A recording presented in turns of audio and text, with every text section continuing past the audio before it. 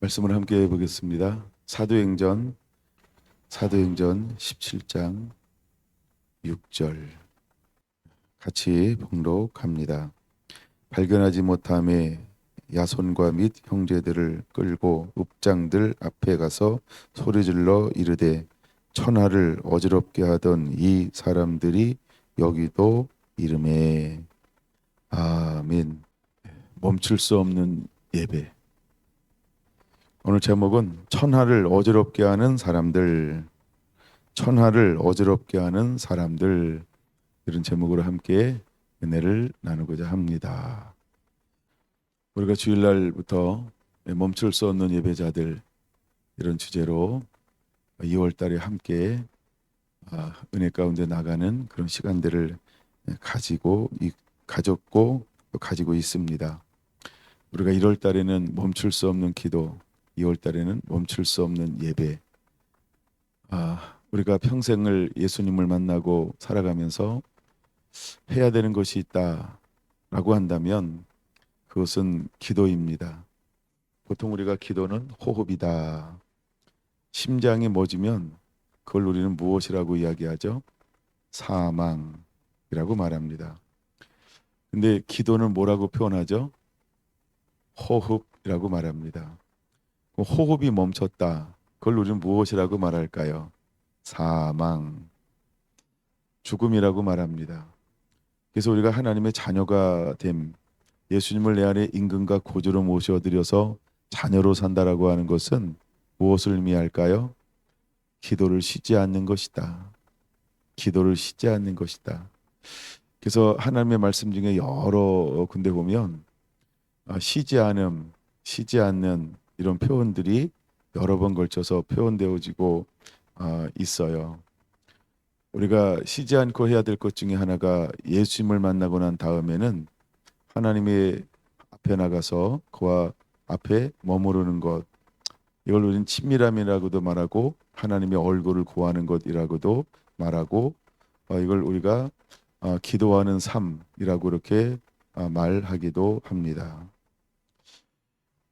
제가 목회 초창기 때 선배 목사님들을 통해서 가장 많이 들었던 이야기 중에 하나가 있다고 한다면 기도를 멈추지 마라 였다는 것입니다. 목회는 무릎으로 하는 것이다. 이제 선배 목사님들에게 많이 들었던 그런 겉면이고 말이었어요. 목회는 무릎으로 하는 것이다. 그래서 무릎 중에서 어떤 무릎이 있냐 하면 낙타 무릎, 이런 게 있더라고요. 낙타 무릎.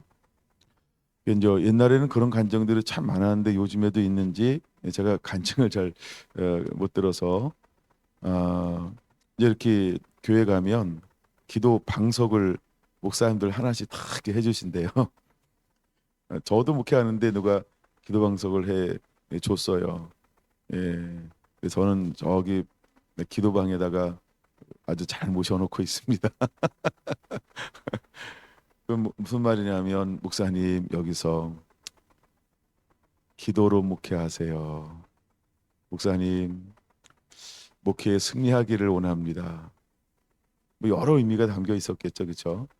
예, 그런 것처럼 우리의 믿음의 선배들, 즉 우리의 아버지 때만 해도, 어쩌면 우리의 아저씨 때만 해도, 어쩌면 우리 어떤 뭐 10년 이상의 어떤 이런 형님들 세대만 해도 신앙생활은 기도다. 아마 이렇게 많이 알고 있을 것 같아요. 그리고 그때는 참 기도를 많이 하는 시절이었던 것도 같아요.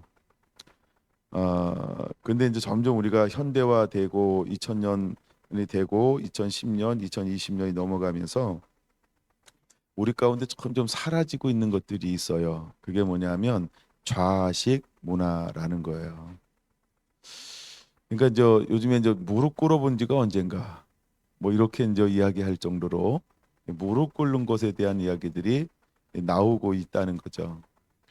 근데 옛날 얘기, 약간 오래전에 이렇게 표현할까요? 작은 옛날에는 어디 가나 우리는 무릎을 꿇는 습관이 있었어요. 기도합시다 그러면 의뢰이, 저도 어릴 때 기도합시다 이러면 양반다리하고 앉아 있다가 의뢰이 무릎을 꿇었던 것 같아요. 네, 그래서 이제 양말 빵꾸난 것도 들키고, 그때는 왜 이렇게 빵꾸가 잘 나는지. 물론 지금도 양말 빵꾸가 납니다. 그래서 기도하자 그러면 무릎이었어요. 그래서 어, 그다음에 기도의 대명사 그러면 노 권사님들. 그렇게 권사님들은 밤이나 새벽이나 이렇게 낮이나 그냥 기도하는 자리가 있잖아요. 또 기도하는 장소가 있고, 옛날에 지하실이 있는 교회는 거의 다 지하실은 기도실이었던 것 같아요. 저도 이제 자라났던 교회가 지하실이 있으면 그냥 늘 거기는 기도 소리가 웅웅웅웅웅웅 이렇게 들려오는 그런 거. 약간 그런 집 문화, 그런 것들이 있었죠. 근데 이제 요즘에도 물론 크고 작은 교회들이 많은 기도실을 운영하고 있고, 또 기도 체인들을 돌리는 교회가 지금 많이 있습니다. 예, 큰 교회들 보면 다 기도 체인을 돌려서 그렇게 기도하고, 작년에 우리 서울 비전센터 가족들하고 한번 지구촌 교회를 갔는데 거기도 기도 센터가, 기도하는 데가 따로 이렇게 마련되어져 있었죠. 예, 그래서 기도하고 기도 카드가 있고 또 기도하는 어떤 이런 매뉴얼이 다 있고, 그래서 많은 교회들이 지금도 이렇게 기도하고 있어요. 자, 그러면 우리가 목회도 기도로 한다라고 한다면 신앙생활은 무엇으로 해야 할까? 기도로 하는 겁니다. 신앙생활도 기도로 하는 겁니다. 그래서 이제 우리가 멈추지 않는 그런 기도의 사람, 우리 안에 다시 그런 기도가 멈추지 않는 기도. 이제 기도 중에 어떤 기도가 올라가야 할까라고 할 때 우리가 이제 같이 하는 것 중에 하나는 부르짖는 기도라는 거예요. 부르짖는 기도. 요즘에는 이제 기도 그러면 종류가 다양한 기도가 그렇게 이렇게 소개가 되어지고 있기도 하죠. 최근에 가장 뜨고 유행하는 기도는 듣는 기도 뭐 이래 가지고, 약간 누가 요즘엔 자꾸 이렇게 유튜브에서 기도를 올려요. 그럼 그것을 들으면서 그것을 따라하면서 함께 기도하기. 이런 분들이 생각 위로 인기가 굉장히 많아요. 인기가 많다 이 말은 조회수가 많다 이 말입니다. 그러니까 조회수가 많다라고 하는 것은 인기가 많다. 그러니까 어쨌든 많은 사람들이 무엇에 대한 갈망을 가지고 있다라고 하는 거죠. 기도라는 거예요. 기도라고 하는 거. 뭐 무슨 기도인지는 자세히 안 다루겠습니다. 유튜브 찾아보면 계속 나오니까. 그런 것처럼 기도가 언제든지 식어지지 않고, 누군가 기도를 시작하면 이거 되는구나. 그러니까 사람들의 목마름 중에 하나가 뭐라는 거예요? 즉 성도들의 목마름 중에 하나가 뭐라는 거예요? 기도하기를 원한다는 거예요. 기도하기를. 예. 그래서 이제 이번 주일날부터 말씀드렸던 것처럼 예수님께서 나귀를 타고 올라가셔서 그 다음 첫날 하셨던 것이 무엇이냐면 성전에 들어가사, 성전에 들어가사 성전을 정화하는 일을 하면서 외쳤던 말씀이 뭐냐면, 내 집은 만민의 기도하는 집이라 일컬음을 받지 아니하리라 하지 아니하였느냐. 그러나 너희가 어찌하여 강도의 소굴을 만들었느냐. 그러니까 예수님 당시에 어, 종교 지도자들은 만민을 기도하는 집으로 회복하지 못하였어요. 그럼 그들은 기도하는 집인 걸 몰랐을까요? 알았을까요? 우리가 그 시대를 걸어서 무슨 시대라고 예수님은 정의했다고 그랬어요? 패역한 시대, 그죠? 악한 시대, 음란한 시대. 그 세 단어로 여기저기 흩어진 걸 모으면 예수님은 그 시대를 그렇게 표현하고 있다는 거죠. 예. 그러니까 그 정도로 교권이 무너진 거고 영권이 무너진 거고 하나님의 임재가 없고, 하나님의 영광이 없는 시대입니다.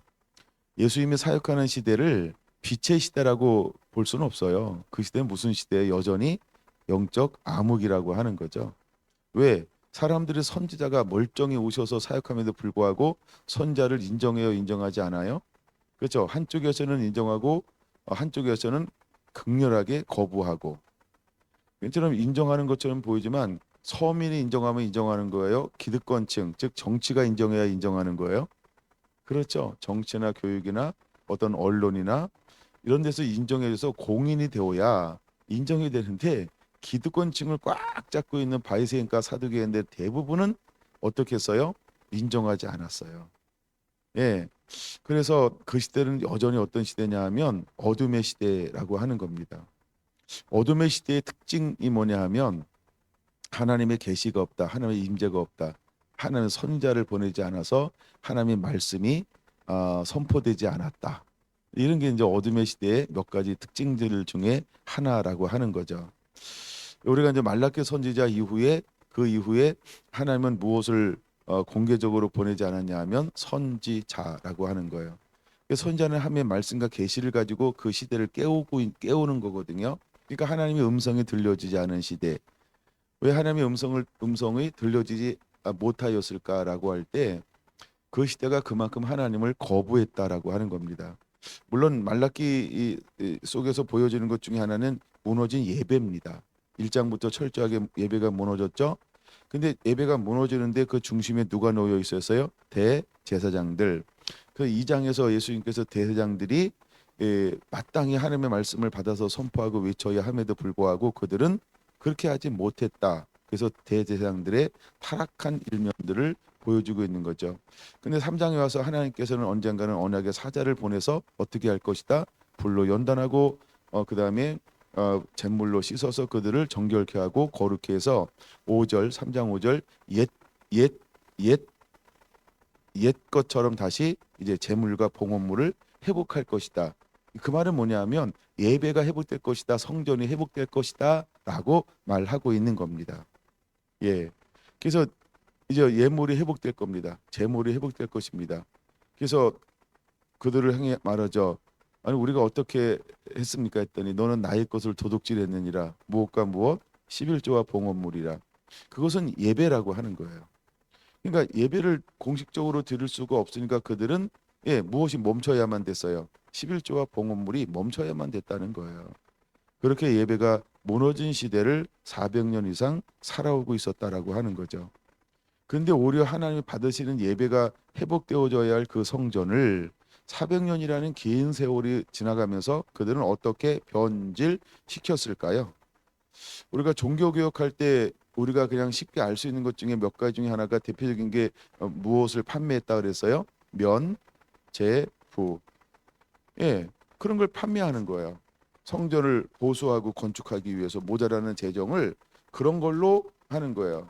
그래서 뭐 땡그랑 돈이 뭐 떨어지면 뭐 지옥에서 연옥으로 연옥에서 천국으로 막 죽은 영혼들을 막 이렇게 건너뛰게 한다고. 예, 그 당시 교회 지도자들이 성경을 독점하고 그렇게 구라를 쳤어요. 그럼 그거를 걸어서 우리는 뭐라고 표현할 수 있어요? 강도의 소굴이요. 예. 근데 예수님 시대 때에도 빌게 파는 자들, 돈 바꾸는 자들 왜 이 상을 둘러 엎었을까? 하나님 앞에 나가게 되면 반드시 무엇을 가지고 나가야 돼요? 정한 예물을 가지고 나가야 돼. 근데 멀리서 가져올 때 상처나고 흠이 있으면 드릴 수 있어요? 못 드려요? 대제사장들이 맡은 사람들이 감별을 해야 돼요. 이거 부정해. 그러면 드려요, 못 드려요? 못 드려요. 그러니까 그들의 비율을 맞춰야 되니까 어떻게 해야 돼요? 돈을 가져와서 거기서 파는 걸 사는 거야. 거기서 내가 볼 때는 흠이 있는 내 거보다 못한데 그래도 거기서 이야기하면 예배 드릴 수 있어요? 못 드려요? 예배 못 드려요. 너 나를 무시해? 야, 이건 괘씸한 놈. 야, 넌 예배 못 드려. 딱 가져올 때마다 이거 부정한데 이러면서 예배를 못 드리게 해요. 그러면 그들은 어떤 마음이 들까요? 제일 예배를 드려야 될 사람이 예배 못 드리게 하는 게 제일 무서운 거예요. 그들은 그렇게 배나 더 지옥 자식 되게 만들고 그게 보이지 않는 압박이고 협박이고 핍박이고 공갈이고 약간 그런 걸 자행하는 사람들이 그 예수님 시대의 사두개파 대회장들이었다라고 하는 것입니다.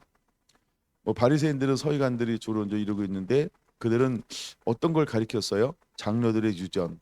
그래서 그들은 다른 교훈들. 그래서 그들은 외식하는 바이센들의 누룩을 주의하라. 그러니까 그들의 교훈을 주의하라는 거예요. 그러니까 변질을 시켜버렸다라고 하는 거예요. 예배가 그렇게 지도자들에서부터 무너지기 시작했다라고 하는 겁니다.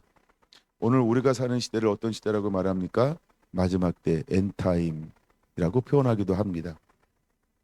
이제 마지막 때라고 하는 거예요. 그럼 마지막 때에도 어떤 일들이 일어날 것이냐? 성경이 말씀하고 있죠. 노아의 때와 같을 것이요. 노아의 때의 특징이 뭘까요? 생각이 어릴 때부터 악함을 인하여 하나님을 함되게 예배하지 못하는 시대. 예. 제가 창세기를 다시 보다가 8장 이 말씀이 다시 눈에 확 들어온 게 하나 있어요. 노아 이제 홍수가 끝나고 노아 시대가 왔잖아요. 근데 하나님 뭐라고 말씀하고 있냐면 사람의 생각이 어릴 때부터 악함을 인하여 내가 다시는 물로 심판하지 아니할 것이다. 나는 노아는 의인이었으니까 그 다음에 모든 어릴 때부터 악함이 완전히 다 사라져 버린 거라고 하는 그냥 생각하고 싶은 대로 생각한 부분이 있었던 거죠. 근데 이번에 이거 지난주에요. 다시 8장을 읽다 보니까 8장에서 그 얘기가 또 나오는 거예요. 이게 내가 몇 번 읽었겠지 8장을 그렇죠? 뭐 몇십 번 몇백 번 읽었겠죠 그 8장을. 근데 그게 내게 인식되는데 50년 걸린 것 같아요. 그러니까 내가 성경을 보는 게 아니에요. 지금도 성경이 새로워요. 안 보이던 게 막 보여요. 이야, 50년 만에 그 8장을 한 단어를 발견한 거예요. 나는 언제만 악하다고 생각해 6장에서만 악한 줄 알았어요. 근데 노아 홍수가 다 끝났잖아요. 그리고 이제 그 방주가 다 앉았잖아요. 그리고 나와서 하나님께 이제 제사를 드리는 거예요. 근데 거기서 하신 말씀이 뭐냐 하면 사람의 생각이 어릴 때부터 악함을 인하여 내가 다시는 물로 심판하지 아니하고. 와, 내가 성경 읽다가 감이 멈췄어요. 이걸 내가 어떻게 받아들이고 어떻게 이해해야 되는가. 일단 뭐 기본적으로 생각할 수 있는 거 있잖아요. 노아는 의인이었다. 근데 마누라는 이때 아내라고 하는 말을 쓰는 게 아니고 예쁘게 쓸 거라면 그의 아내는, 그다음에 두 자부, 두 아들들은, 그다음에 자부니까 참 그 딸들은, 그다음에 사위들은, 그들은 어떤 사람이라는 거예요. 근데 그들 속에 여전히 뭐가 있다는 거예요. 그러면 8명 안에 여전히 뭐가 남아 있는 거예요. 물로 심판을 받아서 다 죽었지만 의롭게 살았던 그들 가운데 그죠? 누군가에 의해서 무엇이 남아 있다? 여전히 악한 본성이 남아 있다. 이런 거잖아요, 그렇죠? 물론 뭐 또 설명할 수 있는 여지는 충분히 하간 있어요. 묵상을 해보니까 아직 원죄는 없어진 건 아니니까. 그럼 원죄가 없어지지 않았다라고 하는 것은 합법적으로 사탄이 들어와서 뭘 심어놓을 수 있다. 사단의 씨를 심어놓고 있다. 그래서 가라지처럼 끊임없이 자랄 수 있다. 뭐 여러 가지로 어쨌든 하여간 뭐 설명할 수 있는 여지는 많이 있을 수 있다. 내가 제가 놀란 건 뭐냐하면 심판을 했음에도 불구하고 여전히 그들 속에 어릴 때부터 악함이 존재할 수 있구나. 이게 하여간 놀라웠다고요. 예, 아직 뭐 내가 깊이 이렇게 묵상하거나 말씀을 전할 정도로 묵상하거나 그런 감동을 받은 건 아니고 하여간 그 단어를 하나 읽는데 내가 이거 전혀 몰랐던 이 말씀이 또 있다니 거기에 놀랐어요. 거기에 놀랐어요. 예. 어떤 때 성경을 읽기 위한 읽기 하기도 하고 그게 정말 하나하나 그렇게 다 인식이 안 되는 것 같아요. 그래서 놀랐고 근데 요즘에 이제 말씀에 젖어지는 시간을 가지면서 저한테도 새로운 건 뭐냐 하면 자꾸 단어들이 새롭게 보여요. 단어들이 하나하나 어떤 거는 막 이렇게 어떤 건 하나의 절수가 야 이런 문구가 있었구나 이러면서 그것들이 새롭게 막 다가오는 거예요. 새롭게. 예, 새롭게. 그래서 어떻게 성경이 보이냐 하면 내가 아는 수준에서 성경이 창세기부터 요한계시록까지 새롭게 보이는 것들이 있어요. 그래 이런 것들이 있었지. 이렇구나. 막 이런 것들이 이제 이렇게 아는 만큼 성경의 창세기부터 요한계시록까지 보이죠. 그러니까 그런 은혜들이 막 일어나고 있어요. 여러분들도 충분히 성경에 젖어지는 그런 시간들을 갖게 되시기를 바랍니다. 할렐루야, 할렐루야, 아멘.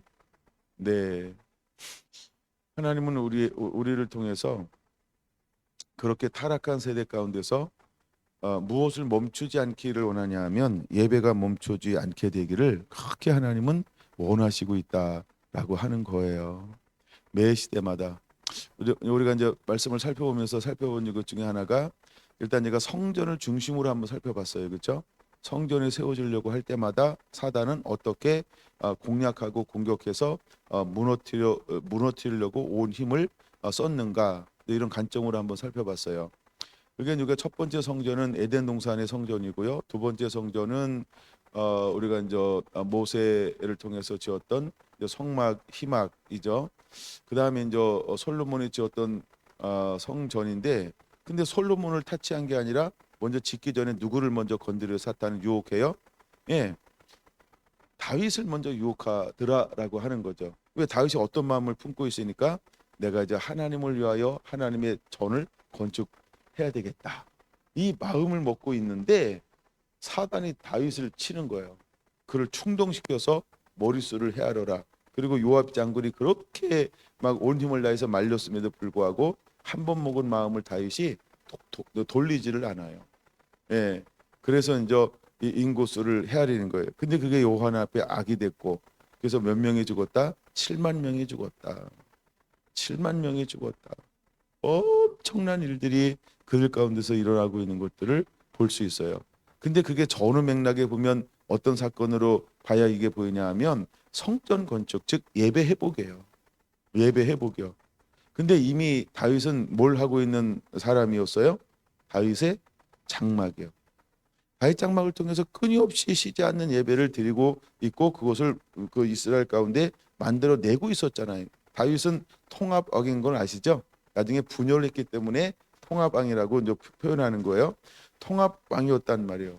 그러니까 온 이스라엘이 하나님을 예배할 때 중심을 무엇으로 삼게 했어요? 법궤를 안치해 놓고 쉬지 않는 예배를 24반을 이제 체인을 돌려가지고 계속 이 예배가 멈추지 않게 했다라고 하는 것입니다. 그런데도 불구하고 다윗은 그것으로 만족하지 않았죠. 무엇하기를 원한 거예요? 이제 하나님을 위하여 집을 지어야 되겠다, 마음을 먹었어요. 그리고 솔로몬이 이제 그것을 건축하는 하나의 은혜를 주셨고, 솔로몬이 건축한 다음에 하나님의 그 집을 명명하는 거예요. 이 집이 무슨 집이 되리라? 만민이 기도하는 집이라 일컬음을 받으리라. 그러니까 하나님의 전은 뭘 하는 거예요? 하나님과 소통하기를 원하는 거예요. 그러니까 하나님께서 아담과 하와를 만드시고 그렇게도 원했던 게 무엇이라고요? 소통이요. 예배하는 거예요. 그걸 원했던 거예요. 그러니까 하나님께서 우리에게 예수님께서 우리에게 그렇게 원하는 게 뭐냐면, 너희가 지금까지 얻지 못하면 내 이름으로 기도하지 아니하였기 때문이다. 기도하라. 무엇인지 내 이름으로 기도하면 하나님이 주시겠다. 예수님께 주시겠다. 이렇게 약속하고 있는 거예요. 그래서 여러분들 기도라고 하는 단어가 얼마나 많이 나오는가 한번 찾아보시면 참 기도가 많이 나와요. 그래서 우리가 쉬지 말고 기도해야 될 것, 이제 우리의 본질 중에 하나가 뭐냐면 기도라고 하는 거예요. 기도. 하나, 우리가 기도하는 자가 되기를 그렇게 원하고 있어요. 내가 정말 함의 자녀가 되었다라고 하는 것은 무엇이냐면 기도함으로 진짜 자녀로 성장하는 거예요. 근데 내가 신앙생활하고 교회는 다니는데 기도하지 않는다? 영적 아이입니다. 기도할 줄 모른다면 성장할 수가 없어요. 그 다음에 이제 우리가 부르짖어 기도할 줄 모르잖아요. 성장할 수가 없어요. 부르짖어 기도할 수 없어 그러면 성장하지가 않아요. 나중에 여러분 한번 찾아보라 했죠. 부르짖는 것. 왜 부르짖는 것이 중요한지를 찾아보라고 한번 말씀드렸어요. 근데 찾아보고 있는지 모르겠어요. 하여간 뭐 자기 유익을 위해서 찾아보시고요. 부르짖을 때 하나님께서 강력하게 역사하는 거예요. 부르짖을 때. 부르짖는 기도를 통해서 하나님께서 만나주시고 찾아와 주시는 거예요. 그러니까 부르짖음은 돌파를 만들어내요. 부르짖으면 문들을 열어요. 부르짖으면 파쇄가 막 일어나요.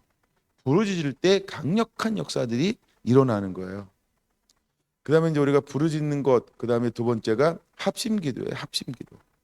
두셋이 모인 곳에 내가 너와 함께 하겠다 했던 것처럼 합심이라고 하는 게 뭔지 아세요? 어떤 기도 제목을 딱 하나나, 예를 들어 기도가 사랑이다 그러면 나도 사랑을 놓고 기도하고 또 한 사람도 사랑 놓고 기도하고 또 한 사람 사랑 놓고, 주제가 오직 사랑으로만 자주 기도하는 걸 합심 기도라고 그래요. 마음을 하나로 모아서 하는 기도요. 근데 처음부터 합심이 될까요? 그러니까 계속해서 기도하고 계속해서 교제하고 그 티칭을 통해서 우리가 사랑이라고 하는 걸 기도하는데 이 사랑을 이렇게 기도할 거야, 이렇게 기도할 거야, 이렇게 기도할 거야. 티칭을 통해서 이 마음이 다 합쳐지면서 계속 기도하다 보면 어느 때에 따가서 합이라고 하는 게 만들어져요. 그 기도가 빠른 응답이 온다고요. 근데 우리가 똑같이 사랑 그러면서 나는 남편을 생각해. 나는 아내를 생각해. 나는 자녀를 생각해. 세 명이 모여서 기도하는데 주제는 뭐라고요? 사랑. 근데 그 사랑을 뒷받침하는 건 각각 뭐라고요? 아내, 남편, 자녀 다 달라. 이거는 합심 기도가 아니라고요. 근데 하다 보면 가르침을 통해서 합을 만들어내죠. 자, 이번에는 그럼 우리가 아내만 놓고 3분 같이 합심하여 기도합시다. 아니면 오늘은 1시간 기도하는데 다른 거 더 필요 없게 오직 아내만 놓고 기도합시다. 이렇게 오늘은 무조건 남편을 놓고만 기도합시다. 오늘은 자녀만 놓고 기도합시다. 그렇게 합치는 거예요. 마음을 이렇게 자꾸 마음을 이게 합심이라는 거예요. 이게 하나됨의 기도라고 하는 거예요. 이게 파워풀하게 이루어질 거예요. 지금 이제 우리가 부르짖는 기도를 월화하고 있습니다. 지금 이제 자유롭게 하고 있죠. 이거는 우리가 워밍업 기도다. 저는 이렇게 생각하는 거예요. 우리가 이제 작년에 하다가 또 이제 이렇게 하다가 또 이제 멈췄어요. 근데 다시 하는 건 다시 이제 기도의 발동을 거는 거예요. 기계 돌리기 위해서 이제 이렇게 예열을 가하는 거죠. 그 다음에는 이제 우리가 모여서 뭐 1시간 반 전체 다 안 하지만 어쨌든 함께 모여서 이제 마음을 하나를 모아서 합심으로 기도할 때 굉장히 파워풀해질 거예요. 저는 그런 걸 기대하고 있습니다. 우야등등 최소 3년은 가자. 이제는 막 가야 된다. 하여간 그렇게 기도를 새롭게 하려고 하여간 발표는 안 했지만 생각을 하고 있습니다. 그렇게 갈 겁니다. 제가 이렇게 간간히 흘러야 계속해서 갈 수 있어요. 머릿속에만 잡아두면 아이고 또 바쁜데 뭐 아이고 올해 행사도 많고 아이고 막 이런 것도 막 못할 수도 있고 막 그래요. 근데 해야 돼요. 하여간 해요. 일단 지금은 제가 있으면 합니다. 이러고 했잖아요. 그렇죠? 좀 있으면 제가 없어도 해야 됩니다. 이러고 막 혼자 나와서 하셔야 돼요. 내가 없으면 막 사모님도 막 혼자 나와서 하고 또 예, 또 사모님 또 나랑 같이 가고 그러면 또 있는 분들이 하고 막 이래서 하여간 막 이렇게 함께 이제 월화는 그냥 교회 와서 최소 1시간 반은 기도한다. 난 좀 더 기도하고 싶다는 먼저 와. 그리고 좀 늦게 가고 아이고 뭐 자유롭게 하는 거예요. 근데 그 기도 중에 하나가 중요한 게 합심 기도다라고 하는 거예요. 그 다음에 이제 또 하나 세 번째 이제 파워풀한 게 뭐냐면 연합 기도가 있어요. 연합 기도요. 연합은 두셋이 모이는 정도가 아니고 더 많은 사람들이 함께 마음을 모으는 거예요. 더 많은 사람들이. 우리가 이제 보통 좀 미스바 기도회 뭐 이런 게 있잖아요. 그렇죠? 그러니까 수많은 사람들이 함께 모여서 아버지의 마음을 구하면서 그 상황의 직면성을 가지고 하나님 앞에 함께 기도하는 거. 이런 걸 이거 연합기도라고 그럽니다. 근데 그게 파워풀해요. 연합기도가. 연합기도가 또 굉장히 파워풀합니다. 근데 약간 그런 식으로 이제 우리가 기도를 부르짖는 기도를 함께 해 나갈 것입니다. 그러므로 이제 우리의 본질을 회복하는 그런 은혜가 있게 되기를 원합니다. 할렐루야. 다시 돌아와서 어쨌든 마귀는 성전이 세워지려고 할 때 어마무시한 공격을 하고 있다라고 하는 겁니다. 그래서 결국은 예루살렘의 구심점이 되고 있는 솔로몬 헤롯 성전이 어떻게 되었어요? AD 70년에 파괴가 되어져 버렸어요. 왜 하나님이 그것을 파괴했을까요? 강도의 굴을로 만들었어요. 그런 다음에 예수님을 죽이고 나서도 40년 동안 그들은 어떤 삶을 사나요? 더 표악스러운 삶, 더 짐승 같은 삶을 살게 된다라고 하는 겁니다. 그들이 하는 일은 무엇일까요? 교회를 핍박합니다. 그 다음에 복음을 핍박합니다. 첫째 예수님을 핍박하죠. 복음을 핍박하죠. 그 다음에 크리스찬들을 핍박합니다. 한 번도 그것이 개선된 적이 없어요. 누가? 대제사장들은, 누가? 서기관들은. 그러니까 바리새인과 사두개인들은 그 시대의 기득권을 가지고 있는 사람들은 한 번도 이것이 개선된 적이 없다라고 하는 겁니다. 그러니까 때가 되니까 하나님께서 계속해서 기회를 주었죠. 회개할 수 있는 기회, 돌이킬 수 있는 기회를 주었는데 한 번도 그들은 하나님께로 돌아온 적이 없어요. 오히려 제가 이제 사도행전 4장을 통해서 보여준 것처럼 제자들이 활동하는 것을 보면서 그들은 오히려 어떤 행동을 합니까? 이제는 사두개인 즉 대장 그룹 전체가 모여서 어떻게 하면 핍박하고 저것들을 소멸시킬 것인가 이 생각으로 이제 발전하고 있는 걸 볼 수 있어요. 그리고 나중에 나가서 그들이 이제 모든 저 사법권을 가지고 있으니까 법을 동원해서 대표적으로 법을 동원해서 쓰임 받은 사람이 누구라고요? 사울 청년이요. 사울 청년. 왜 사울 청년이었을까요? 그는 가말리엘 문화생에서 무엇을 정통하게 배웠어요? 율법이요. 그러니까 옛 장로들의 전통과 유전. 그것에 정통한 사람이에요. 그러니까 이것에 비하면 이것에 이렇게 반하면 복음은 뭐예요? 복음은 율법의 대적으로 간주하는 거예요. 예수님을 왜 죽였어요? 신성 모독한다. 그래서 죽였어요. 그래서 제가 계시록 13장을 본 거예요. 바다에서 한 짐승이 올라오는데 그 머리가 7인데 그 짐승이니까 머리가 아니고 대가리죠. 대가리가 7인데 거기에 뭐라고 써 있다 그랬어요? 신성 모독하는 이름이 가득하다는 거예요. 그들은 본래 자체가 본성이 뭐예요? 신성 모독이에요. 마지막 때 이제 이런 신성 모독하는 세력들이 일어나게 될 거예요. 근데 또 놀라운 거 보셨죠? 용이 그에게 무엇을 준다고요? 권세를 줘요. 누구한테? 그 짐승에게. 근데 그 짐승이 뭐 하는 존재예요? 교회를 핍박하는 거예요. 그리스도인들을 핍박하는 거예요. 즉 예수와 복음을 핍박하는 거예요. 그것을 역사적 사명으로 가지고 태어나고 활동하는 존재예요. 그게 마지막에 올라오는 첫 번째 짐승이라는 거예요. 근데 용이 나타나서 그에게 뭘 준다고요? 용의 권세를 줘요. 그 용이 누군지 알죠? 사탄이요. 타락한 마귀요. 옛 뱀이요. 근데 그 마귀가 그 짐승에게 짐승의 권세를 나눠줘요. 그 다음에 짐승의 보호자를 줘요. 어둠의 왕권을 주는 거죠. 그걸 위임하는 거야. 마치 하나님께서 하나님의 형상 한 자녀들에게 권위를 위임하는 것처럼 마귀도 똑같이 흉내를 내버려요. 그래서 우리의 싸움은 혈과 육이 아니요 하늘에 속한 악한 영들을 상대함이니라. 그러므로 우리는 전신갑주를 반드시 입어야 되는 거예요. 이것이 오늘 예배 전쟁입니다. 앞으로 우리가 살아가는 것은 예배 전쟁이에요.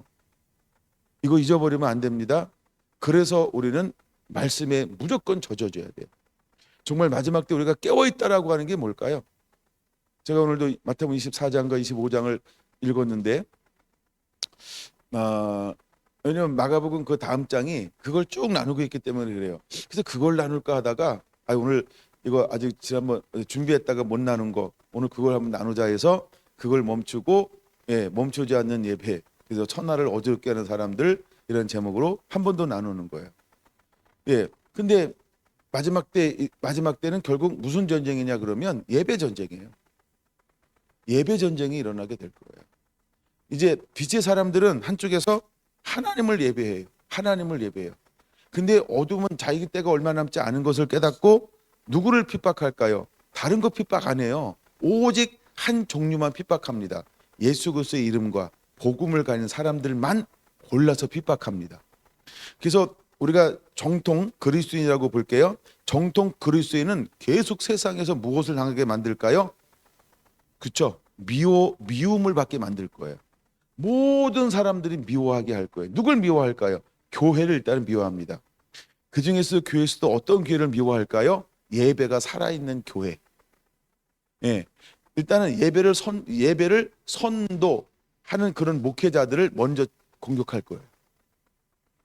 이번에도 탄핵을 했는데 그 어떤 교회 안에 있는 그러니까 유령 단체들이죠. 뭐 그렇게 봐야 되는데 무엇을 자꾸 이렇게 언론에 자기들이 가지고 있는 뉴스 매체에 띄우기 시작했을까요? 왜 큰 교회들은 탄핵에 침묵하고 있는가? 그래가지고 근데 어느 목사님이 뭐라고 한마디 했어. 그랬더니 비겁하다. 비겁하다. 아니 아무 말도 안 한다고 그랬어요. 근데 내가 또 어느 목사님 또 한마디 해서 그랬더니 비겁하다. 뭐 하자는 거예요? 어쨌든 그들의 목적은 탄핵이 목적이 아니고요. 그 흔드는 거예요. 예배를 방해하는 거예요. 그래서 영적인 지도자들, 즉 목자를 치면 양이 흩어지잖아요. 그들의 목적은 교회를 흩어버리는 게 목적이에요.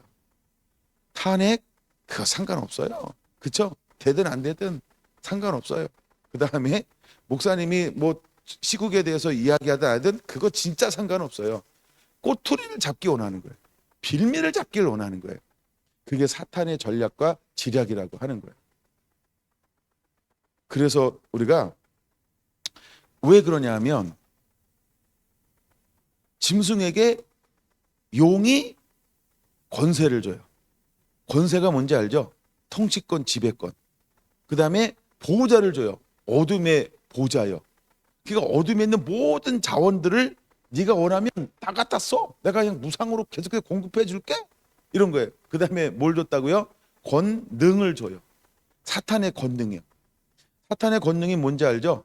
우리를 계속해서 선중해서 미혹하고 넘어고 유혹시키는 거예요. 그 다음에 그게 구체적으로 나온 게 뭐냐면 그게 육체의 소욕들을 끊임없이 일으켜요. 예, 양심의 가책을 맡게 만들고 두려워하게 만들고 무서워하게 만들고 그 다음에 정직한 사람들은 조금만 저기 빗나가도 이게 마음에 안 들잖아. 내가 잘못했나 봐, 막 이러잖아. 그러면 내가 잘못했나 봐. 그럼 네가 잘못한 거야. 무조건 잘못한 거야. 이것 때문에 너는 뭐 이렇게 뭐 석고대죄해야 돼, 막 이러면서 그리고 너는 자격이 없어, 막 이러면서 그것 때문에 이렇게 막 몰아붙이는 것들이 이게 사탄의 권능들이라고 하는 거예요. 거기서 누가 살아날까요? 그렇죠?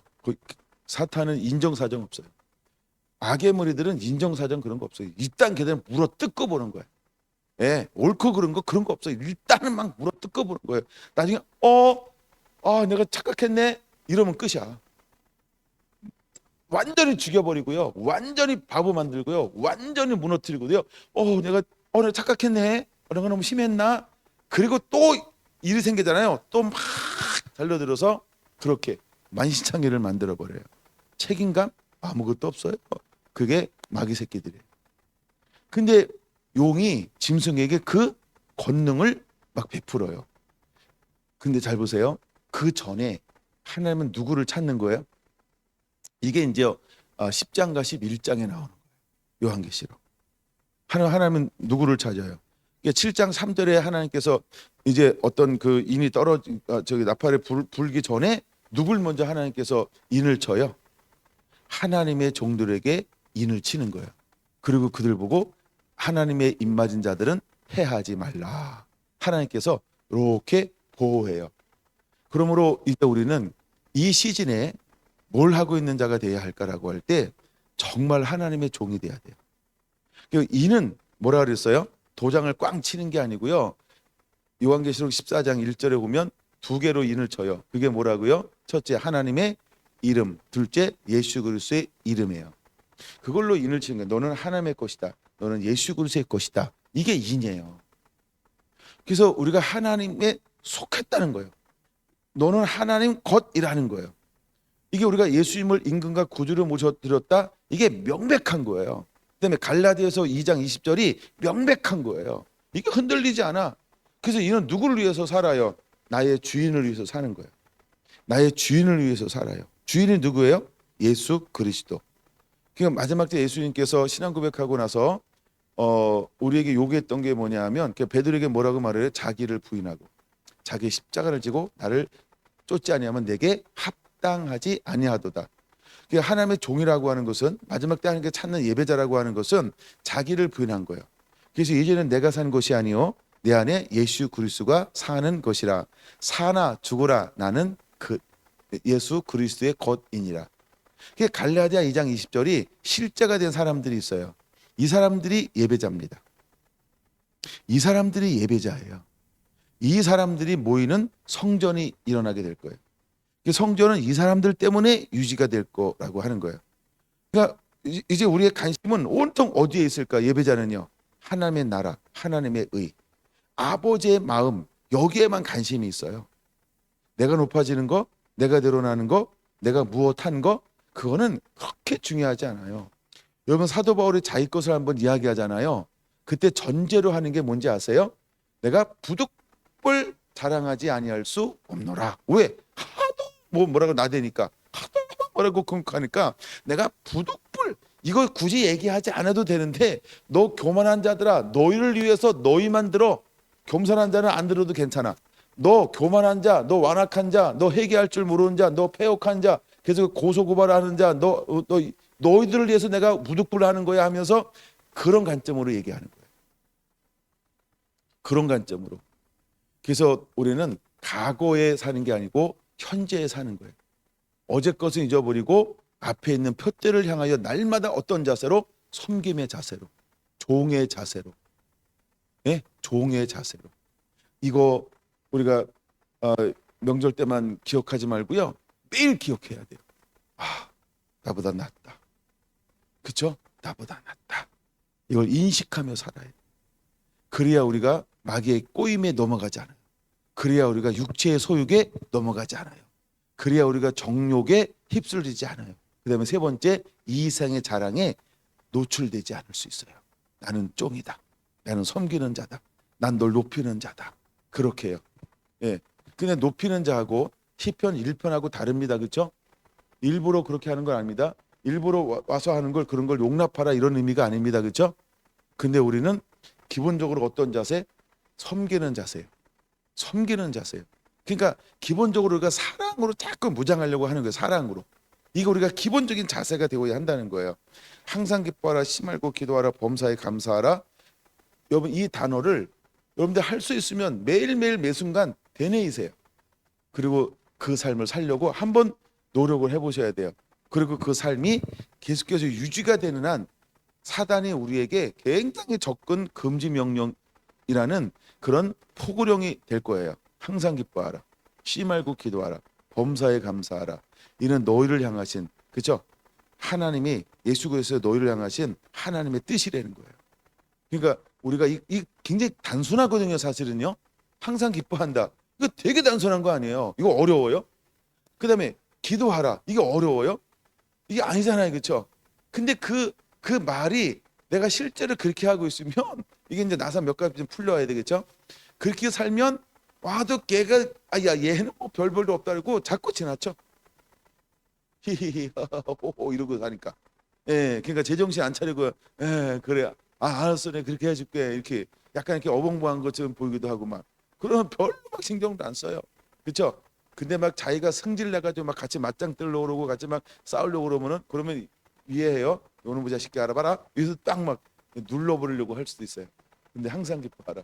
씨 말고 기도하라. 범사에 감사하라. 진짜 이게 이제 우리가 사랑으로 가는 길이에요. 이게 진짜 사랑의 단계가 되면 이 세 가지가 나올 수밖에 없거든요.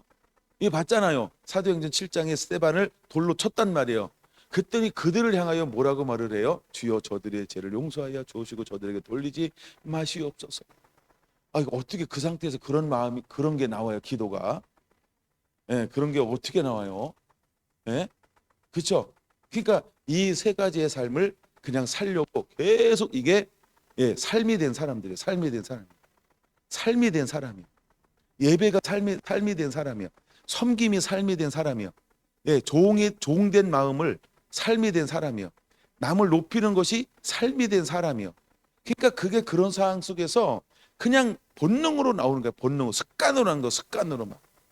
우리가 그렇게 이제는 나이 불문 훈련되어져 있어야 한다. 훈련되어져 있어야 되는 거야. 마귀는 마지막 때가 될수록 실제로 짐승에게 마귀의 권능을 나눠줄 거예요. 그래가지고 한 번도 보지 못했던 환란이요 일어나게 될 거예요. 이게 마태복음 24장에 나오는 이야기예요. 이게 마가복음 13장에 이제 나오는 이야기예요. 그 다음에 쭉 그런 이야기예요. 그런 이야기예요. 근데 그런 것이 올 때 누구를 위하여 그것을 환란을 감한다고 그랬어요? 택한 자들을 위하여 감하리라. 이렇게 말을 해요. 그러니까 어마무시한 한 번도 경험하지 못했던 이제 세계가 일어날 거예요. 환란이 일어날 거예요.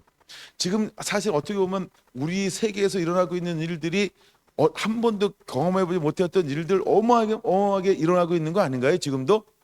근데 그것보다 더한 것들이 막 점점 악한 것들이 막 자연재해도 그렇고요, 사람의 관계도 그렇고요, 나라와 나라도 그렇고요, 경제도 그렇고요, 질병도 그렇고요, 문화도 그렇고요, 과학도 그럴 것이고요, 그렇죠? 모든 기업도 그럴 거고, 시스템도 그럴 거고, 사람과의 관계도 그럴 거고, 교육도 그럴 것이고, 한 번도 경험하지 못했던 희한한 것들이 많이 일어나게 될 거라는 거예요.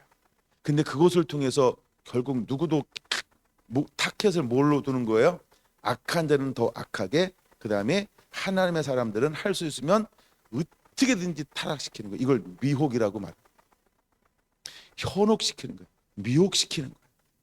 끊임없이 우리를 미혹하기 위해서 너 이래도 할래? 너 이래도 할래? 이러면서 은근히 뭘 따라가게 만들어요? 세상 따라가게 만들고, 사탄의 문화를 따라가게 만들고, 하나님을 싫어하게 만들고, 하나님을 등지게 만들고, 기도하지 못하게 만들고, 예배하지 못하게 만들고, 사랑하지 못하게 만들고, 계속 말씀하고는 반대로 가도록 끊임없이 모든 시스템이 그렇게 작동해 갈 거라는 거예요. 그게 마귀의 지혜라고 하는 거예요. 마귀의 지혜예요. 하여간 묵상한 거 보세요. 666표 짐승의 표를 사단이 와서 공포감 주면서 맞아 이 새끼야 이럴까요? 그렇게 하지 않을 거예요. 맞을 수밖에 없는 자연스러운 환경을 만들 거예요. 맞을 수밖에 없고, 그걸 해야만 지혜로운 거야. 그거 해야만 똑똑한 거야. 하여간 그렇게 혹해가지고 그냥 아무 생각 없이 이렇게, 저도 오늘 운전하다가 아무 생각 없이 30km를 40으로 지나갔대요. 그 순간 진짜 생각이 끊어졌어. 몰라, 나오면 끊긴 거고 안 나오면 감사한 건데, 하여간 어쨌든 나중에 몇 킬로였어 그랬더니 40이었대. 그럼 거의 10은 찍히거든요. 한 7이나 8 되면 혹시나 이렇게 기대감이 있을 텐데, 하여간 막 아이고야 세상에. 그래서 누가 또 물어봐. 하여간 내가 차를 바꾸고 한 번도 딱지를 끊겨본 적은 없다고. 근데 하여간 모르겠어요. 근데 하여간 뭐냐, 그 순간에 뭐예요? 그 생각을 못한 거예요.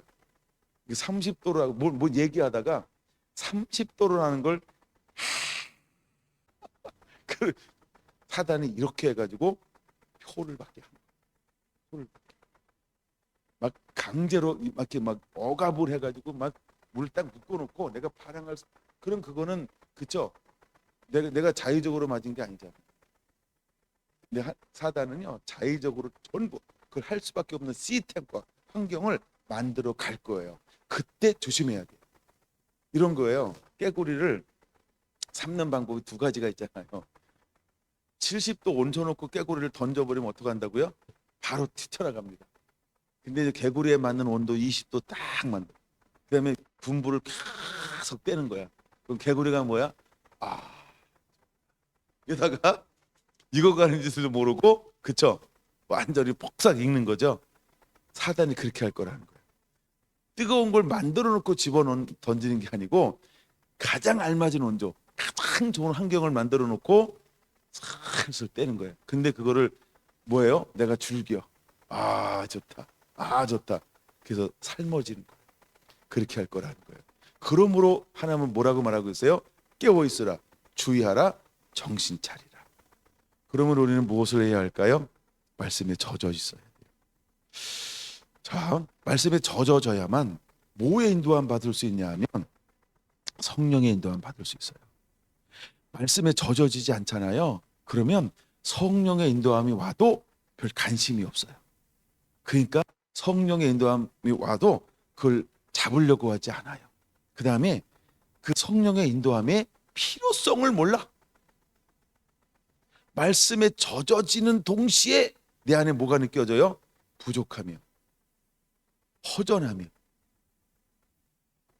그래서 이것만 가지고 안 되네. 내가 이렇게 말씀에 젖어있는데 왜 여전히 이렇지? 그렇고 성령님이 이제 오셔. 성령님이 날 도와주셔야 됩니다. 그리고 나서 성령님 오시옵소서. 그 성령님을 구하기 시작해요. 그러면 성령이 이제 쭉 보시죠. 우리를 감찰하시니까 보시다가 저 친구는 말씀이 가득 채워져 있네. 야, 성령 들어가. 성령만 들어가면 저는 불타오른다. 뜨거운 불이 된다. 그쵸? 예, 뜨거운 예배자가 된다. 멈출 수 없는 기도자가 된다. 성령이 막 임하는 거예요. 어디에 오순절이 임했는가 여러분 잘 보세요. 여러분 성경에서 어디에 오순절이 임했나요?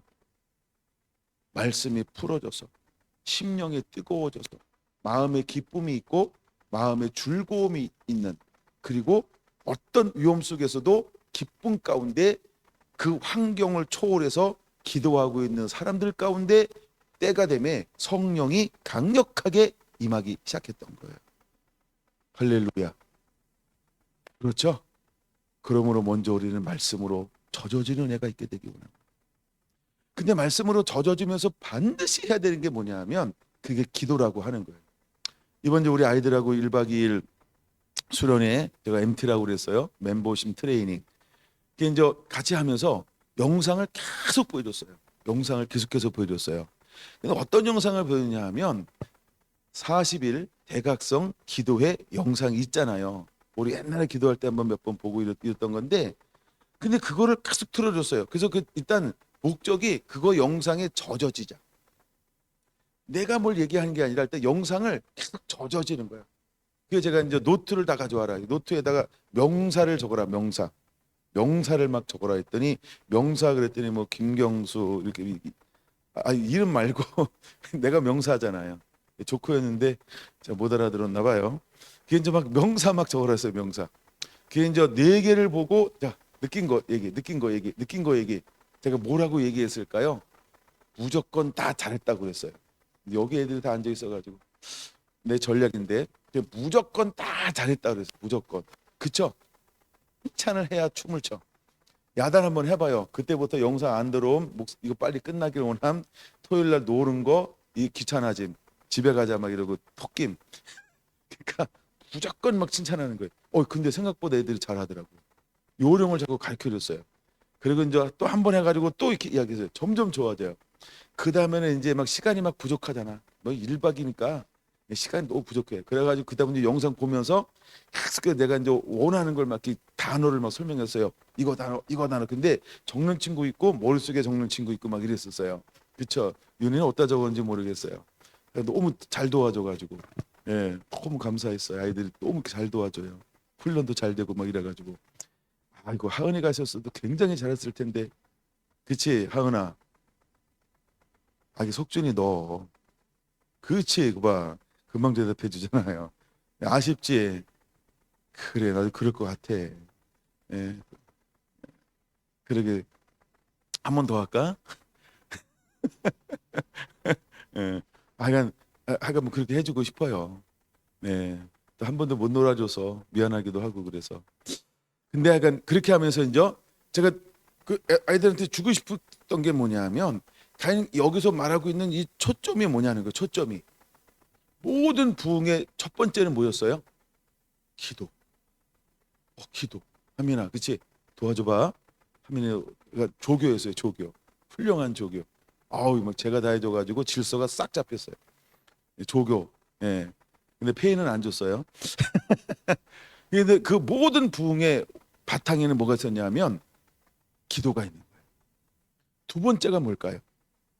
회개예요. 조교가 안 도와주네. 그래서 두 번째는 회개가 있는 거예요. 회개. 기도하다 보니까 사람들이 모이고 계속 그러니까 그래서 뭘 많이 했어요? 회개 기도요.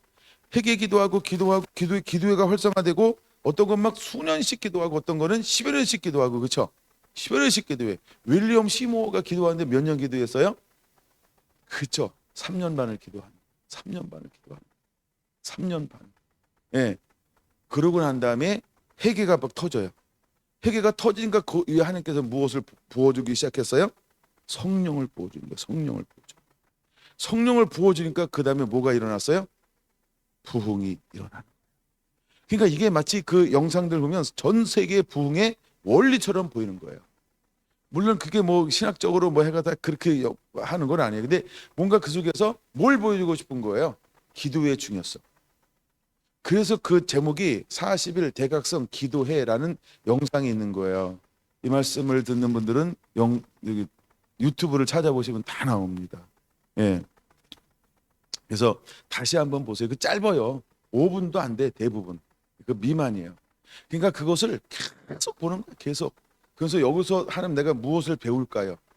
저도 성경을 9장을 쭉 읽는 건 뭐냐 하면 아무 생각 없이 그냥 쫙 읽어나가요. 그러면 이게 쭉 읽는 가운데 뭔가 마음에 남는 게 있어요. 스치는 게 있고. 그러면 그 단어는 옆에다 적어놔. 그러면 다시 와야 되니까 묵상해야 되니까. 그래가지고 계속 그냥 쫙 읽는 거예요. 짝이. 그래서 말씀에 젖어지는 게 목적이에요. 깊이 판다. 뭐 이 단어가 뭐냐? 이게 앞뒤가 뭐냐? 이게 무엇을 말하냐? 그건 지금 하면 안 돼. 그냥 지금 성경 읽을 때는 그냥 성경만 묻지 마, 질문하지 마. 계속 읽는 거예요. 읽는 거예요. 그게 최고 좋아요. 자꾸 젖어줘요. 자꾸 젖어줘야 돼. 그리고 나서 시간 있을 때 묵상을 하는 거예요. 그러면 성령이 내 안에 오셔가지고 성령이 우리에게 뭐가 되어 오신다고 그랬죠? 성령을 스승. 성령의 스승이 되는 거예요. 성경이 교본이고 성령이 스승이에요. 그 다음에 기도는 힘이 되어지는 거예요. 기도는 힘으로 삼자. 이게 이제 찰스 피니가 했던 아주 유명한 말입니다. 찰스 피니 목사님이 했던. 그래서 우리가 그 기도가 그래서 굉장히 중요해요. 기도가 그래서 굉장히 중요해요. 멈추지 않는 기도는 예배의 첫 번째 노여집니다. 멈추지 않는 기도는 예배의 첫 번째 놓여져야 돼요. 제가 우리 아이들한테 이런 표현을 했어요. A가 세상에 딱 태어났다. 제일 먼저 하는 게 무엇인지 아니? 라고 물었어요. 제일 먼저 하는 게 뭘까요? 아이가 우는 걸 해요. 이렇게 두 아이의 엄마가 다르시네. 제일 먼저 하는 게 뭐냐면 울어요. 그러면 왜 엉덩이를 탁탁탁 때릴까요? 숨통 터져라 이러는 거예요. 숨통 터져라. 숨통이 터졌다라고 하는 증거가 뭘까요? 이렇게 우는 거예요. 우는 거. 얘가 안 울잖아요. 그럼 거기에 있는 사람들이요 다 시겁합니다. 얘가 안 울잖아요. 그 안에 있는 의사를 비롯한 간호사들을 비롯한 모든 사람들 뭐 한다고요? 시겁합니다. 그렇죠? 그러면 언제까지 엉덩이를 이제 더 자꾸 힘을 가하면서 세게 때리기 시작할까요? 그렇죠? 그 다음에는 때리다가 안 되잖아요. 그러면요 가슴 마사지를 해줘야 돼. 마사지를 막 합니다. 왜? 왜 하는 거예요? 숨통 터져라. 그래야 그때부터 뭐가 되는 거예요? 인간아. 자가 호흡이 드디어 일어나. 바깥에 나왔다고 되는 게 아니고요. 그 하나가 더 있어야 돼요. 그게 뭔지 아세요? 숨통이 터지는 거예요. 하나님의 흙을 통하여 사람을 빚어 만드셨어요. 그럼 사람이 됐나요? 하나 더 하시잖아요. 그게 뭐라고요? 루아 생기를 코에 불어 넣으셔서 생명이 된지라. 똑같아요. 여러분 우리가 교회만 다닌다고 되는 게 아니고 이제 멈추지 않는 기도. 이게 예배라는 거예요. 멈추지 않는 기도가 예배라고 하는 거예요. 여러분 우리가 이것을 감당해내고 회복되어지고 그렇게 일어나게 되기를 예수님의 이름으로 축원을 드립니다. 할렐루야. 자, 복습이었습니다. 시간이 다 갔네. 복습하다가. 그래도 좀만 더 그럼 나눠볼게요. 복습하듯 나눠보겠습니다. 이 한 단어로만도 충분합니다. 한 단어로도 충분해요. 근데 요 비슷한 거 하나만 더 찾아보고 그러면 그냥 마칠게요. 보세요. 예배 중에 이제 예배자들이 전 세계를 다닙니다. 어디를 다닌다고요? 전 세계를 예배자들이 이제 다니기 시작을 합니다. 그러면 전 세계 예배자들 다니는데 얘들이 어떻게 가냐는 거죠. 제가 준비를 하나 더 했네요. 조금만 기다려 주세요. 이제 카톡을 열어 보시면은 혹시 카톡을 못 열어 보시는 분은 카톡에서 뭘 찾으냐면 사도 바울의 1차, 2차, 3차, 4차 전도 여행 그 지도를 올려 줄 거예요. 혹시 궁금하신 분들을 위해서 네. 사도 바울의 1차, 2차, 3차 전도 여행 그 지도를 올려 주는 거예요. 자, 이제 올라갔죠? 자, 그럼 먼저 올라온 그림이 어떤 그림이냐 하면 사도 바울이 전도 여행을 하는 거예요. 그 전도 여행을 어떻게 하냐? 안디옥에서 출발해서 실루기아, 그래서 실라미, 바보, 그 다음에 안디옥, 사실 이제 버가 먼저 가죠. 예, 그 다음에 안디옥, 이고니온, 루스드라, 더베, 그다음에 다시 오면서 안디옥 들리고 그다음에 아탈리아 들려서 안디옥으로 1차 여행의 귀환이 일어납니다. 이게 이제 1차 전도 여행이에요. 근데 사도 바울이 가는 곳들마다 어떤 역사가 일어났다라고 하는 거예요. 천하를 어지럽게 하던 이 사람들. 물론 이거 17장에는 데살로니가 전도 2차 전도 여행 때 데살로니가 전도에서 이 사람들을 별명처럼 따라다니는 말이 되었어요. 그러니까 이 사도 바울과 그의 일행을 일컬어서 사람들은 무엇이라고 불렀을까요? 사도 바울과 신나게 다니는 신라죠. 2차 전도 여행 때 이 사람들을 별명이 있었어요. 그 별명이 뭐라고요? 천하를 어지럽게 하는 사람들. 이게 하여간 그들을 향한 보이지 않는 별명이었어요. 그거를 좀 보여주고 싶은 거예요. 왜 천하를 어지럽게 했는가? 2차 전도 여행 두 번째 지도입니다. 안디옥을 떠났어요. 그 다음에 다소로 갔어요. 그 다음에 더베, 루스드라, 이고니온, 안디옥. 그 다음에 드로아에서 네아폴리, 빌립보, 그 다음에 암볼리아, 아볼로니아, 데살로니가, 베레아, 아덴, 고린도, 겐드리아로 갔다가 에베소를 거쳐서 밀레도, 그 다음에 이거 니도예요. 그 다음에 하여간 뭐 해서 하여간 보통 이제 안디옥 에베소에서 바로 이렇게 넘어오거든요.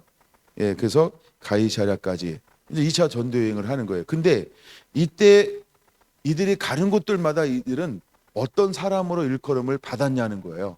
천하를 어지럽게 하는 사람들이었다라고 하는 겁니다. 제가 이 지도를 보여주는 목적은 그냥 그 한 단어를 설명하고 싶은 거예요. 자, 이제 3차 전도 여행은 전표 이게 땡땡을 따라가야 되겠죠, 그렇죠? 예, 땡땡을 뚝 따라갑니다. 자, 이제 두로와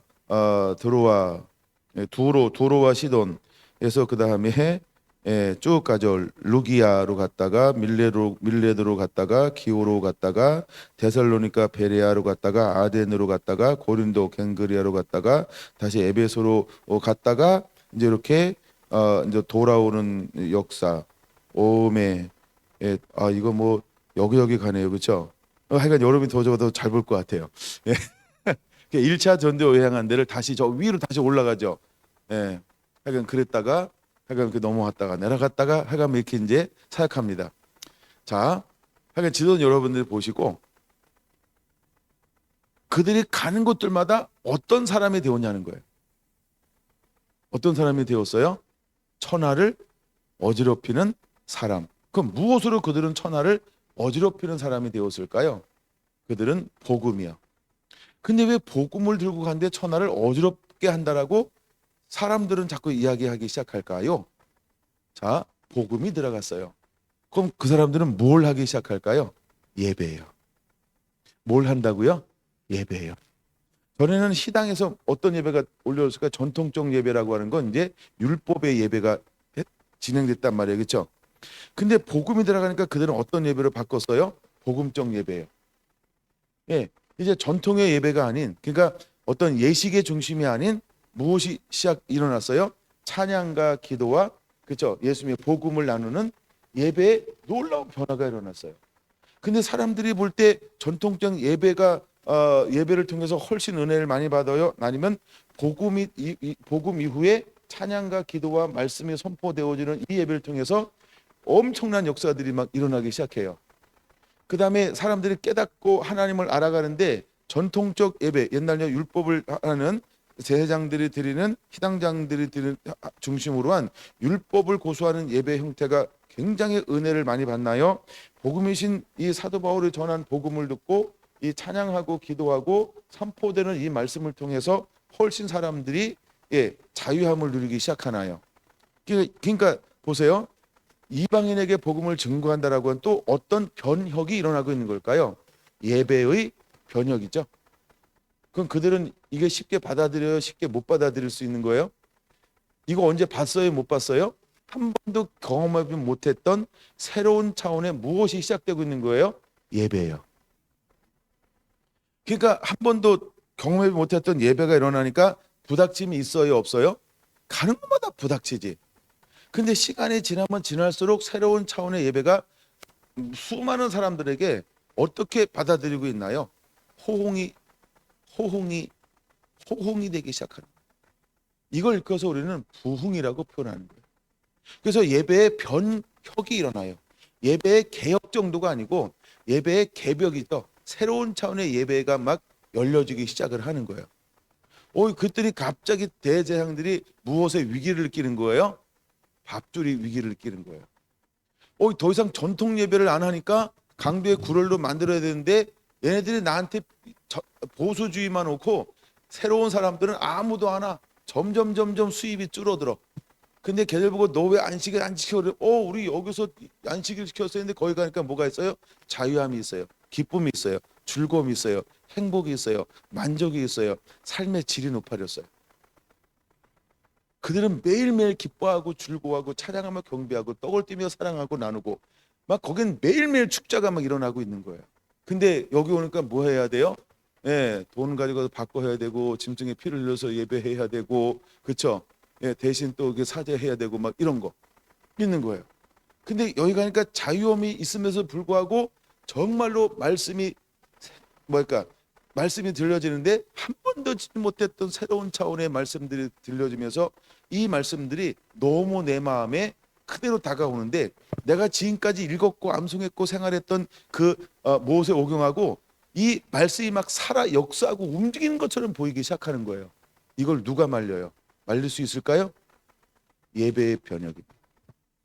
예배 부흥이 일어나기 시작하는 거예요. 예배 부흥이 일어나는 거예요. 무엇이 들어갈 때? 예수 그리스도의 복음이 들어가는 것들. 예수 그리스도의 복음이 들어가는 것들마다 새로운 예배가 살아나기 시작을 하더라는 거예요. 그래서 이 사람들을 읽어서 뭐라고 부르는 거예요? 천하를 어지럽히는 사람들 이렇게 하는 거예요.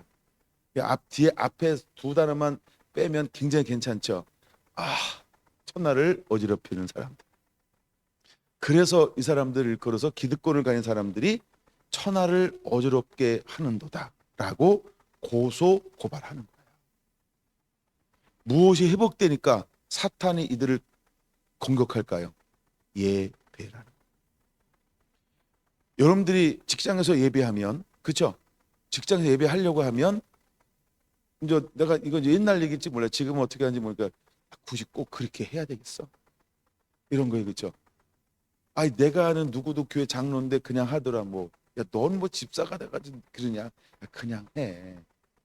이런 식으로 계속 뭘 유도해요? 그렇죠? 타협할 걸 요구하고, 그렇죠? 멈출 걸 요구하고, 구별되지 말 것을 요구하고 이런 분위기였단 말이에요. 지금은 어떨까요?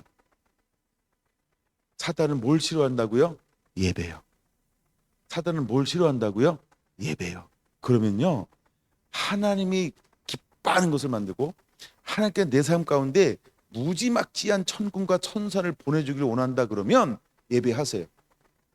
그러면 사탄이 공격할 거 아니야. 그럼 사탄이 공격하면 하나님께서 놔두겠어요? 저기는 예배하려고 했는데 공격한다. 2진 가라, 3진 가라, 1군 가라, 2군 가라 해서 점점 급이 높은 천군 천사들을 파송할 거예요. 믿습니까? 그게 상상이 되죠. 왜? 예배한 자를 하나님은 결코 포기하지 않아요. 예배하는 자를 하나님께 결코 사탄에게 쉽게 내어주지 않을 거라는 거예요. 그러므로 예배를 사수하세요. 어떤 방해가 있어도 예배 쉬지 마세요. 예배하는 자가 되세요. 가정에서 예배하고 직장에서 예배하고 삶에서 예배하면 하나님께서 우리에게 어떻게 할까요? 천군 천사, 쟤는 능력 10개 가져왔는데 30개 더 줘. 우와, 그러고 싶죠? 별 감동이 잘 못 들었어요? 은혜 10개 줬는데 쟤 예배하잖아. 근데 공격이 너무 심하다. 저 가지고 은혜 30개 더 줘. 이러면 얼마나 좋을까요? 막 다 이랬으면 좋겠어. 그래도 뭔가 내 양에는 안 차. 그렇죠? 마귀도 짐승에게 권세를 주는데요. 능력을 주는데요. 보호자까지 하야도 그 보호자 네가 다 해. 이거 다 해먹어 이 얘기잖아요. 근데 하나님은 하나님의 자녀에게 안 줄까요? 자녀됨의 권세가 최고 센 권세가 어디 나온다고 얘기했죠? 자녀됨의 권세요. 요한복음 1장 12절. 그렇죠? 영접하는 자 곧 그는 하나님의 자녀가 되는 권세를 주셨으니. 자녀됨의 권세. 그게 제일 센 거예요. 아들이야. 자녀됨의 권세. 이게 제일 굉장히 센 거예요. 예. 그래서 우리가 예배하면 사도행전 17장 6절처럼 뭐라고 말한다고요? 천하를 어지럽히는 자들. 사단이 제일 긴장할 때가 언제일까요? 예배 안 하던 정하윤이가 예배하기 시작할 때. 그러니까 아무도 원래 제 예배하는 사람이었냐? 사단은 다 그래. 근데 쟤 왜 예배하고 있잖아. 야, 쟤 담당 누구야? 예, 속지는데요. 얘쟤 예배 안 하는데 쟤 미쳤나? 쟤 왜 예배하고 저 딸고 지랄고 왜 이런 거야? 아이고 제가 잘못했습니다 해가지고 가서 뭐 할까요? 어떻게든지 하윤이가 예배 못하도록 온갖 방법으로 막 그쵸? 이렇게 공격하기 시작할 거야. 사단을 가장 긴장시킨 게 뭐라고요? 그러므로 우리는 예배가 포기가 되지 않아요. 나를 만족시키는 예배가 아니고 사단을 긴장시키는 예배. 네? 내가 만족하는 예배 했다고 그렇게 하지 말고 사단을 긴장시키는 예배자. 아멘. 이해를 하라고 그렇게 표현을 해보는 거예요. 우리가 그런 예배자가 돼요. 근데 그렇게 예배하면 할수록 하나님 우리에게 뭘 부어줄까요? 요한계시록 11장 3절에 말하는 것처럼 권세를, 6절에 말하는 것처럼 권능들을 부어줄 거예요. 난 요한계시록의 11장에 나오는 이 말씀이 너무 멋있다 그랬잖아요. 이거 한번 찾아볼까요? 요한복음 11장 이 권능이요. 6절 그들이 권능을 가지고 하늘을 닫아 예언을 하는 날 동안 비가 오지 못하게 또 권능을 가지고 물로 피를 만들게 하고 마지막 이 단어요. 같이 읽어볼게요. 시작. 아무 때든지 원하는 대로 여러 가지 재앙으로 땅을 치리로다. 그럼 왜 재앙으로 쳐요? 예배를 공격하니까요. 예배자인 나를 억압하니까, 핍박하니까, 예배 못하게 하니까, 방해하니까, 마땅히 해야 될 일을 하는데 최소한의 것을 확보하기 시작하는. 그래서 아무 때나 원하든지, 아무 때든지 원하는 대로, 아무 때든지 원하는 대로 하나님이 그것을, 그 권능을, 그 권세를 예배자에게 부어주게 될 거라는 거예요. 아멘. 그런 공법물 같이 정말 하수같이 하나님의 나라와 뜻만을 위해서 내게 주어진 하나님의 권세와 능력을 사용하겠죠. 근데 하나님은 예배자에게 그걸 주겠다는 거예요. 준다는 거예요. 그러므로 우리는 포기하지 않는 예배자, 쉬지 않는 예배자, 이제 예배의 부흥이 왜 일어나야 하는지 그런 주인공 되기를 예수님의 이름으로 축원합니다. 기도합니다.